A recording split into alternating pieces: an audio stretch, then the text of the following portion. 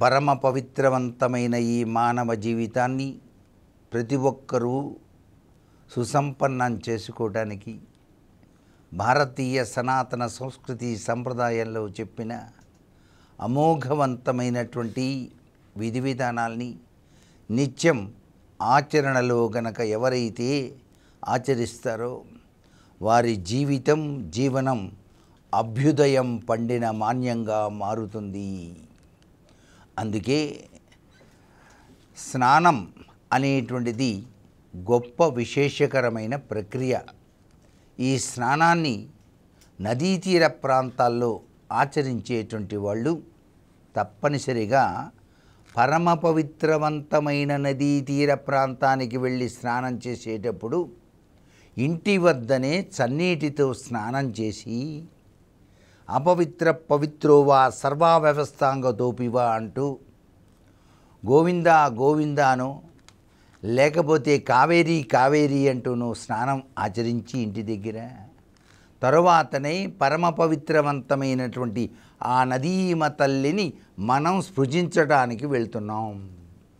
ఇది బాగా గుర్తుపెట్టుకోండి ప్రతి ఒక్కరూ కూడా.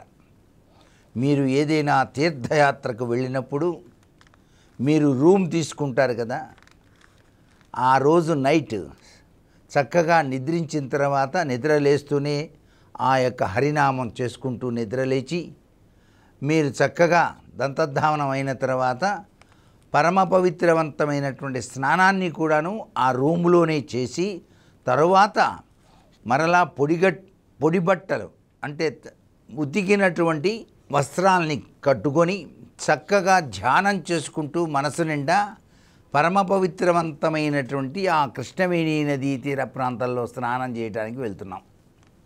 అంటే క్షేత్ర దర్శనం కోసం వచ్చినప్పుడు స్నానం చేయవలసిన విధి విధానం.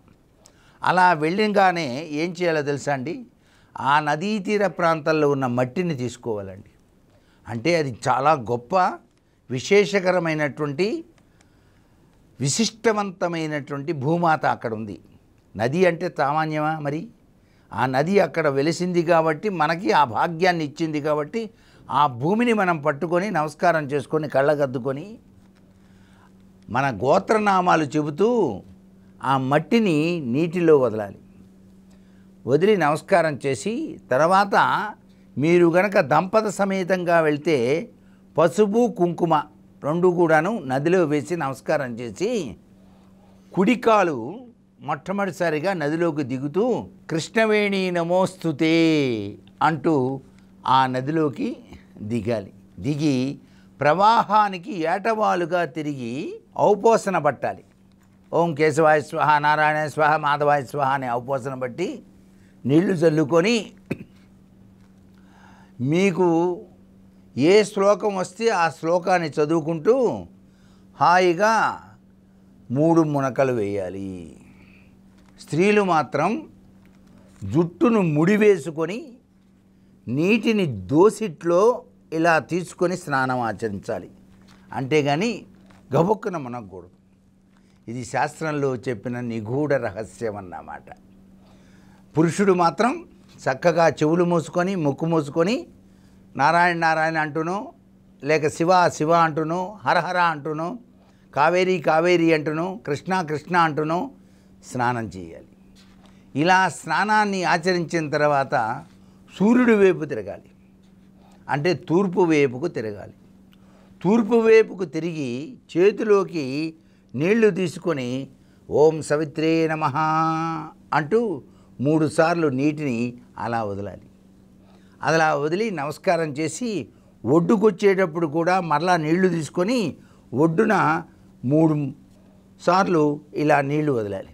అలా వదిలితేనే మీరు పరమ పవిత్రవంతమైనటువంటి ఆ నదీమ తల్లి యొక్క పరిపూర్ణ ఆశీస్సుల్ని మీరు సాధించినట్టు లెక్క. అలా వచ్చిన తర్వాత అండి తడిబట్టతో బయటకు వస్తాంగా, ఆ తడిబట్టను తూర్పు వైపు తిరిగి ఇట్లా పట్టుకొని పిండాలి.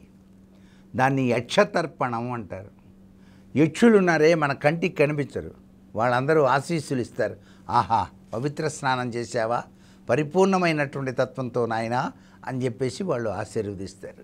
అలా ఆశీర్వదించినప్పుడు నమస్కారం చేసుకొని తర్వాత పొడి బట్టతోటి చక్కగా మనం ఒళ్ళంతా కూడా తుడుచుకొని అన్నిటికన్నా పరమ పవిత్రవంతమైనటువంటి సూర్య భగవానికి నమస్కారం చేస్తూ జయ సదా సవితృమండల మధ్యవర్తి నారాయణ సరసిజాసన సన్నివిష్ట కేయూరవాన్ మకర కుండలవాన్ కిరీటి హరిహర వపుధృత శంఖచక్ర అంటూ నమస్కారం చేసుకోవాలి. తర్వాత ఏం చేయాలో రేపటి సంప్రదాయాల్లో తెలుపుకుందామా మరి. సర్వే జనా సుఖినో భవంతు.